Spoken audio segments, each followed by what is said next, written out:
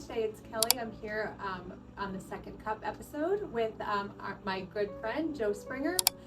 He has written a book, and we're going to be doing an event in a couple of weeks, and we wanted to give you a sneak peek and a sneak preview at what is to come. This is a little bit different of an event for us. The book that Joe wrote is called Chatting with the Bible, 70 short stories based on scripture from the Old and New Testament. So the difference here between this book and others that we've talked about is that Joe wrote it with the assistance of AI. So a lot of the time we are looking at the negative side of AI and what are they going to do? How is it going to affect the jobs and the creativity and this and that and the other thing? But this is kind of, I think, the positive side of it, where it takes big concepts like the Bible, like biblical stories, and makes them more accessible to people that might not be very familiar with the Bible. So I started reading the book. Joe came to me last year, I think. Last summer. And I was immediately drawn into like some of the very specific nuances that I've been reading the Bible my whole life and didn't catch on to. So I'm going to let Joe talk a little bit about what made him write the book, and then we'll tell you about the program. Hello. Oh, thank you. Hello, Kelly. Hello, so Joe everybody. Springer, everybody. Yes.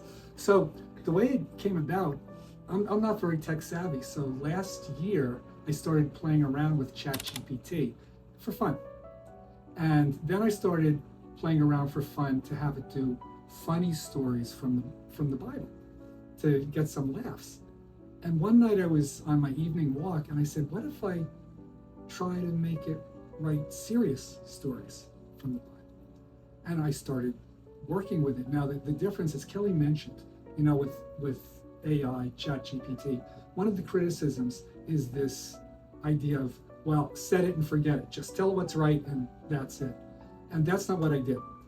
What I did was I put in stories or asked Chat to write stories based on certain sections of the scripture that I was familiar with and I picked out. Then I framed it in terms of the tone that I wanted it to take, the things I wanted to emphasize in each story, and connections between stories. The Bible is unbelievable in terms of the connections between one story and another and how complex it is. So I started working with that, and what came out was pretty amazing. So I had a bunch of stories, not that many at the time, and I came in here last summer because I knew Kelly through a mutual friend, and I said, Kelly, what do you think? I brought in a rough manuscript, and you looked at it and immediately validated, at least for me, that there was something there. I think I was like crying in the first 5 pages. Like it gets you. It's like I think I was expecting it to read very tech heavy, and it really doesn't. It's very, what you added to it makes it more personal with your anecdotes that tie the stories together, but also just the way that it interpreted the Bible. Like I was saying, the very first thing I think you talk about obviously is Adam and Eve in the Bible. And if you're not familiar with the story, Adam and Eve in the Garden of Eden, and then, Eve takes the bite of the apple and they sin and they get excommunicated from heaven basically. But there's a part in there that says something about God making sure that they were clothed. So even when he was angry at them, and even when they had, or I don't even know if anger is the right word, but even when they went against and he felt like they needed to be accountable, he still made sure they were cared for. And that immediately was like, wow, in my whole life, I had never read it that way. And so, like, I think it's important. I think it's a time where a lot of people are searching for deeper answers to bigger questions because of all the things that have been going on in the world. And just because that's how we're built, I believe. So I'm excited for you to come here. And what else can you add? Like, what was your biggest surprise in this process? Like, what's the biggest surprise you got? I'll tell you. Well, the thing is, what really started pushing me is I'm a psychologist and a retired professor, and a number of my clients have some familiarity with the Bible, but not very much. And the stories are so powerful from the Bible. And I would mention particular well-known stories to them, and they really wouldn't know it. So I thought, what if I can have these stories so it's very reader-friendly and accessible to help people become more familiar with the Bible, which I'd like to think that it does. It does. It makes it so accessible. It makes you read it on a level you've never read it on. And I think the stories that you put in about the people in your life and about your patients and about your, just what you've learned throughout the years makes it even stronger in that regard. So That was your suggestion, you know.